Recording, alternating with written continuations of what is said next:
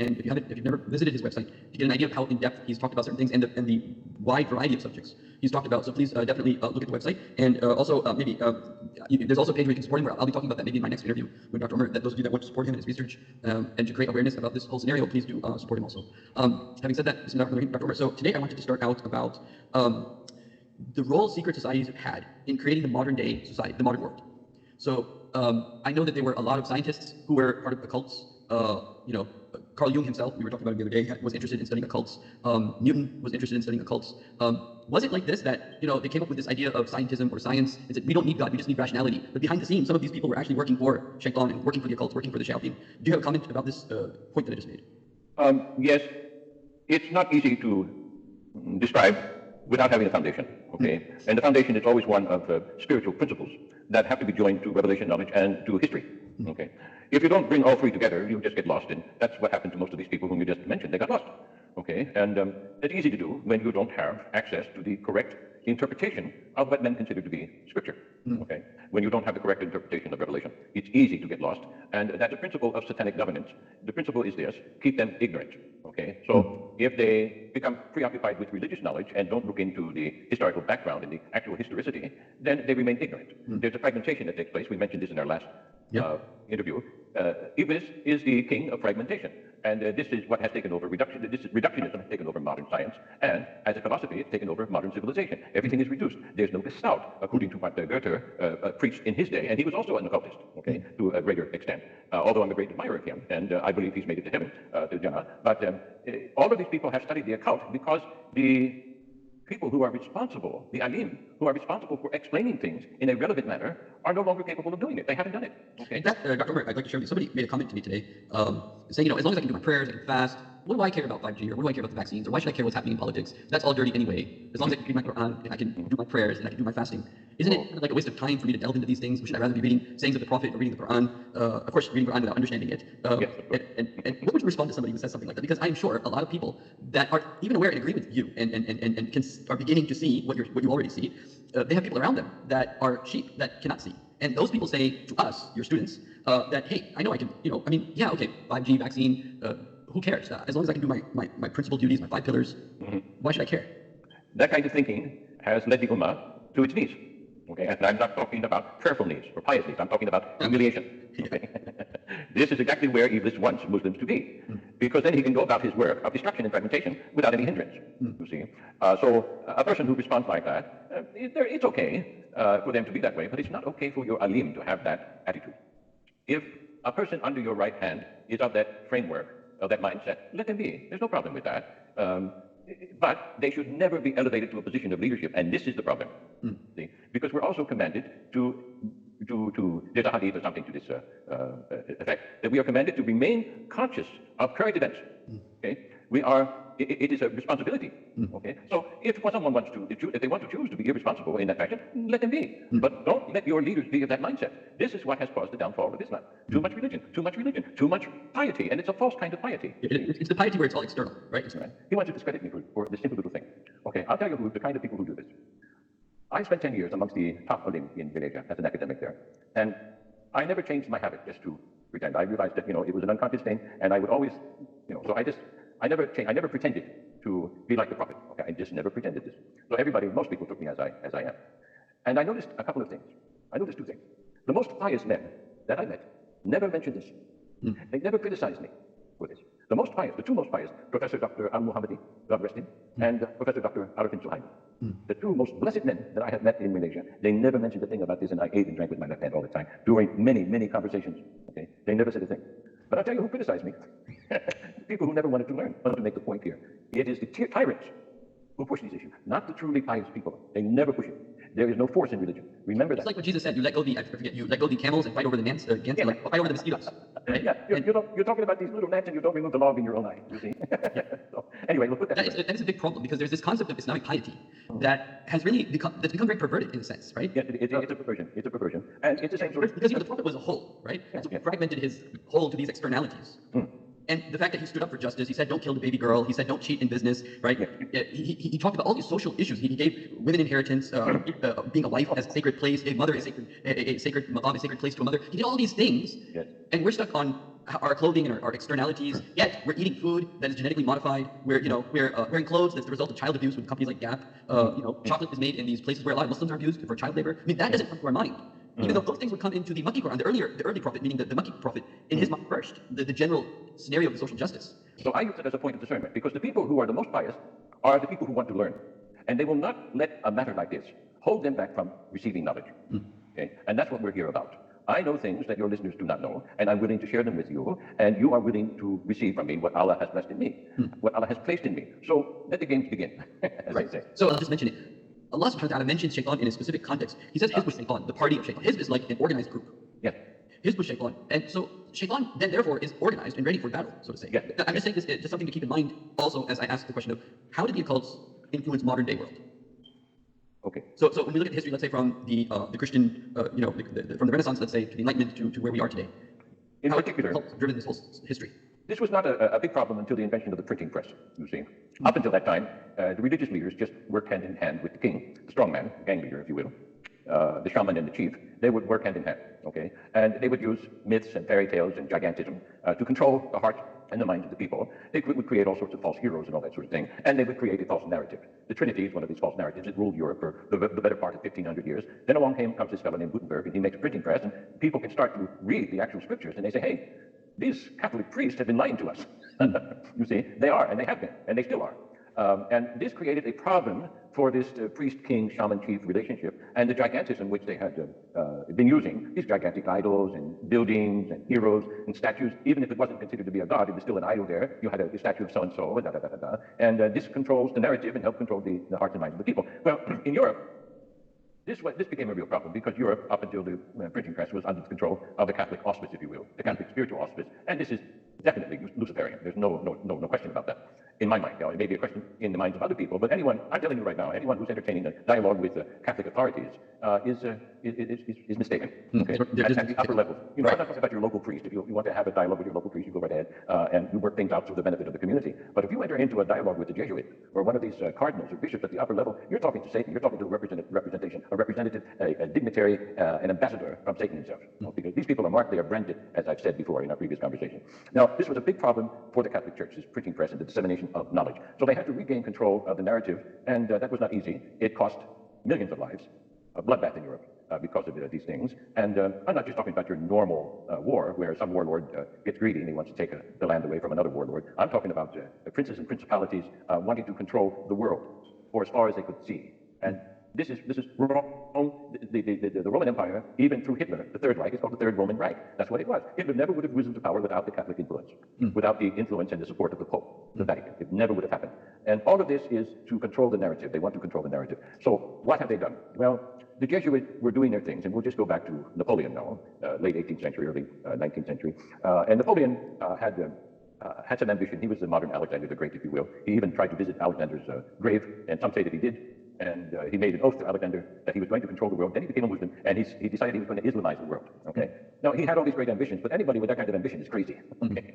The righteous Caliph always said, "Oh no, I don't want to be king." Anybody who wants to be king is a nutter. He's out of his mind already, and that's perfect for Lucifer to enter in and take control. So you just bear that in mind. All these politicians running for office and your own Muslim leaders wanting to take control, they're not in the right frame of mind or heart. Okay, to be truly guided. Okay, this is a spiritual principle.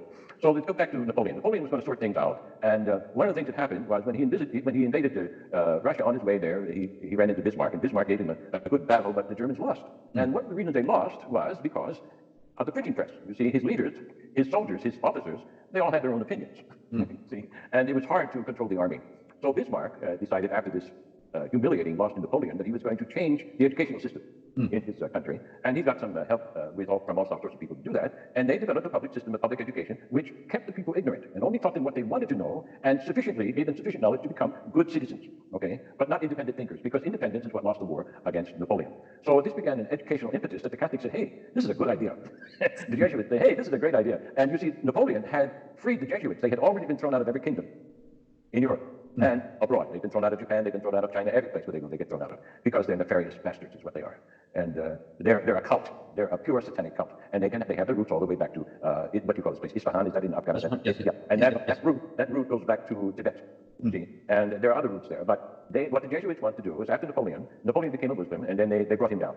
Napoleon restored the Jesuits, put them back in power in Rome, and the Jesuits then were working already with the Illuminati, Adam Weishaupt and the Jews from Frankfurt, and the big financiers in Holland and London and whatnot. And so they were working together. They said, hey, we can't let Napoleon Islamize anything. He's now Napoleon, Abdullah somebody or something. I've forgotten what his name was, but he took a Muslim name. And he wanted to restore justice to everybody. Okay, but it's not something you can do without Allah's permission, you see. And you can't just say, well, I'm the guy. I'm the one. I'm the Mahdi. I'm the Messiah. How many are there in everyone's religious line? How many of these silly fools stand up and say, I'm the guy. I'm the guy. I'm your hero. This hero business is purely pagan, purely occult, purely satanic. Anyone who does that, anyone who puts himself on that podium, you see, I'm not putting myself on this podium. You invited me, okay? And as long as you invited me and I maintain this grace, I will speak, okay? The moment you disinvite me, I'm gone. And I'm not interested. You see, this is the correct attitude. So Napoleon had this I'm the guy attitude, I'm the Messiah attitude, and he had to be put out of the way for that alone, and also because he had become a Muslim. He was too ambitious for everyone's good, especially for the church. So what happened was that since Bismarck initiated this educational system, and the Jesuits took a good strong look at it and said, hey, these Protestants, they were our enemy because of the Reformation and whatnot. The Germans rose up against Rome. It's an old war. I mean, it goes all the way back to the beginning of the Roman Empire, this animosity between Germania and Romania. Oh, wow, that's interesting. Yeah, because yeah, that's right. It's an old war. It never ended, okay? And it has to do with what became a pagan influence. But you see, the Odin that belonged to the German heritage, he was a prophet. The first Odin was a prophet, and his teachings, his doctrines became perverted. That is what always happens. It's the same pattern over and over again. So by the time Europe became Catholicized and Rome was Christianized, Germania was Christianized, and their heritage, their pagan heritage, which had elements of pure monotheism in it, were all lost.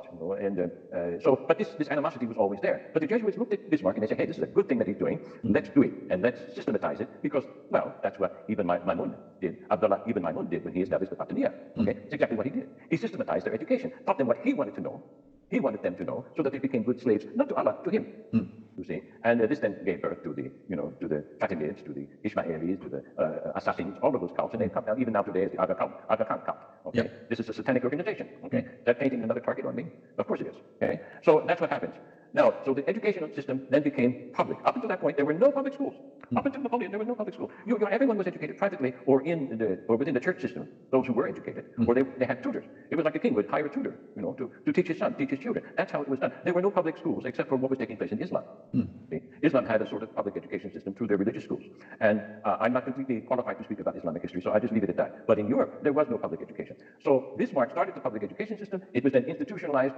Some fellow then from the Alsace-Lorraine region began to establish the kindergarten. Okay? So now we have kindergartens all over the world, and we have daycare centers all over the world, and the children are being indoctrinated from those early ages by a universal curriculum. Okay? And this is teaching the children to be good servants to the state. So in answer to your question, they keep their citizens ignorant, okay, through the public education system. This is one of the occult approaches. Okay? Now it's born. Everything that is occult, everything that is satanic, also begins as a righteous impulse. That's interesting. So does this have to do with what they were doing internally? Like, how like Freemasons would have different degrees. So it's like learn at one degree, and then you go to the next degree and you learn a little bit more, and the next degree. And so what they were doing internally across many of these occults, this is what we should do the same thing with the whole society. So create first grade, second grade, third grade, fourth grade, make them literally functional, and so that they can function as good citizens and become good readers of instruction or just workers. Yeah, this institutionalizes habit. Okay? So people become habitualized to a particular way of thinking. They become habitualized to what they are presented as their history, as their form of patriotism. So their loyalties are removed from serving Allah because they're compartmentalized, you see. So rather than becoming a servant of God first, they become a servant of the state and God. So then they have to constantly make choices. This is what happened here with this institutionalization of education and the dissemination of knowledge was twisted in such a way so that the old order of God, and then the ruler, the Caliph, and then those under the Caliph who supported the Caliph and defended the Caliph, going all the way down the pyramid to the common farmer or whoever swept the street, this was destroyed. You see? Now, what we're talking about is the destruction of relationship. They began to destroy the relationship in Europe, and then they exported the system globally through the Freemasonic system, through colonialism. Okay, the first British who went to India, for example, they noted that the Indian system of education and the society norms were wonderful, and that it was a very pleasant society. Everything was flowing in a beneficial way for everybody, except for a few groups like the thugs, and the British said, well, we can't have this. We'll never be able to control them. We have to destroy their educational system and establish our own. This was even said in Parliament in the early 18th century. This was a declaration made in Parliament, I think by Palmerston or somebody of that nature. I forgot. I can't keep track of all their names. But the principle is the same, you see. So they spread this system globally. Now, what is the system? The system is not the old divine order.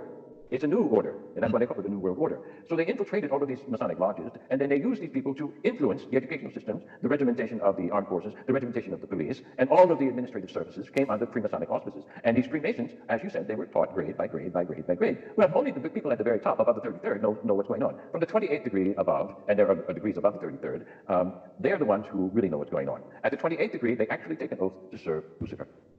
Okay? By then, they are taught to believe that Lucifer is the real God. And this is a Kabbalic doctrine. This is a doctrine that comes from the Kabbalah. The whole system is Judaified. Okay? So this Judification of the ancient operative Freemasons into speculative Freemasons affected the whole world. Because these people went out as the middle management, if you will, and upper management at certain levels of the colonial enterprise. And these colonial colonists, the colonialists, they affected and transformed every society that they controlled. Okay? And this all began after the printing press and after the European wars that between the Catholic Church and the Germans and the 100 Years' War, the 30 Years' War, the problem they had with Henry VIII, and all of this sort of thing. So they used the Freemasons to spread the system. Well, what is the system? The system is, as I said, a destruction of the natural system of order. Okay? The system that gives you relationship. The system that is based on the family, on the tribe, on the regional clan, and on a group of clans where the leaders have formed a federation. And all of those federations, this is the Khalifah. This is the Hanbal Khalifah. Okay? Where, the leaders of the tribes, the leaders, the fathers, the grandfathers, the tribal chiefs, the clan chiefs, they all work together in loyalty with the Caliph. The Caliph leaves them alone and only calls on them if there's a war. Okay? Otherwise, he leaves them alone. And they leave the Caliph alone only if they have a problem they cannot solve. And so if their local judges cannot solve the problem, they send it to the Caliph's court. Okay? So this is the way all of the traditional societies in the world worked to a greater or lesser degree. It was all based on relationship. It was all paternalistic with a matriarchal balance in most cultures. Okay? Not all. If you look at the Native Americans. And that's why we vote for the elder, our county, the elder, it's called elder. They act as the elder, but they're not, Yes. So now you have these bureaucrats coming in who've been affected by the secret doctrines of the Kabbalah, who've been taught, according to a certain system, to obey a hidden leader. This is like obeying the hidden Caliph, of the Shia. So the system is all the same. They never get to see the leader, the ultimate leader, okay? But they obey. This is a Jesuit system, and that's Jewish, okay? So this system went out. It infiltrated all levels. It changed the educational system of all the cultures, and it destroyed relationship. Because now you have state entities. Never had state entities before until the 18th, 19th century. These state entities did not exist. You had relationship. You had a monarch, you had a leader, and you had clan leaders under him. And each of them had their own domain. Okay. Now you have you have no relationship with your leaders. You have strangers ruling you. Okay. Yeah, and the families are broken. The brother is here, and the other brother's in the other city, and the other brother's in the other city, and we've totally broken the natural order of things in a sense. Yes. Everyone moves to wherever they got their jobs, basically. So now you have an abstract system that allows Satan to have complete free reign to do whatever he wants. Okay? And that's what's happening now with this COVID thing. Look at how everybody's obeying. And these people don't have any relationship with anybody that they're obeying. Probably and successfully inhabited by a group of demons. And Jesus talked about this during his lifetime. He said he met a few people, and he identified one demon that said, my name is Legion because we are many. Okay? And this was all in one person. Okay? So you have people like this. And why is the lizard imagination used? It's used because these entities that you're dealing with, they have the cold heart of the lizard. They're cold-blooded. Okay, so their decisions are particular, and what they want is particularly id-centered. Okay, so they're egocentric. They're just like the frog on the branch. He eats whatever is within his reach, and he does dispassionately. It's because this is who he is. So this lizard mentality, this cold-hearted, brutish mentality, is not human. Okay, so Ike is correct about that, but they're not lizards. Okay, so I do a certain cutoff point with people who discuss these things. You take a few other people. I'm not good with names. I forget their name, but there's another fellow who is very good with philosophy and history, and especially history of the church and the church's enemies. And I listen to him because I can learn from him. And I can learn many things from him, but when he starts to talk about Trinity, I turn him off, you see. That's where. So you use the revelation from the Quran and the knowledge of the Quran to cut these people off because they don't have that insight. They don't share that basis. But the rest of their knowledge is sound, you see.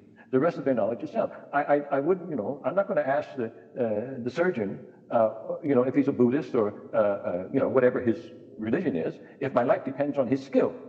Okay? If my life depends on his skill, have at it, because I'm under your knife by the will of Allah.